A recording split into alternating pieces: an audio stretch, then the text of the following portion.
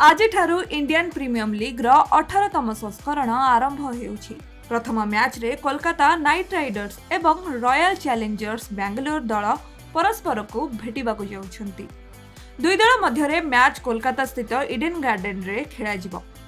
एही मैच पूर्वरु एक खचाखच और रंगारंग उद्घाटन उत्सव अनुष्ठित हेबो। एही उद्घाटन उत्सव रे कोलकाता नाइट राइडर्स को मालिक शाहरुख खान को समेत अनेक बड़ बड़ तारका को देखा मिलिबो।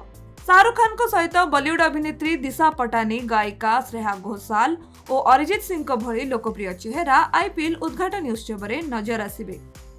अरिजीत सिंह और श्रेया घोषाल को संगीत रे दर्शक खूब झुमिबे बोली विश्वास करा जाउछि।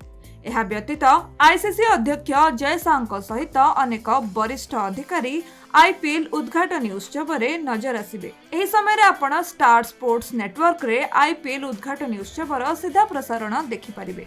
तेबे गत वर्षर चैंपियन कोलकाता एवं बेंगलुरु रो रोमांचपूर्ण उद्घाटनी मैच रे किए बाजीमात करिवो एवं निजर आईपीएल रो विजय यात्रा आरंभ करिवो ताहा देखिबाकू फैंस कर अपेक्षा।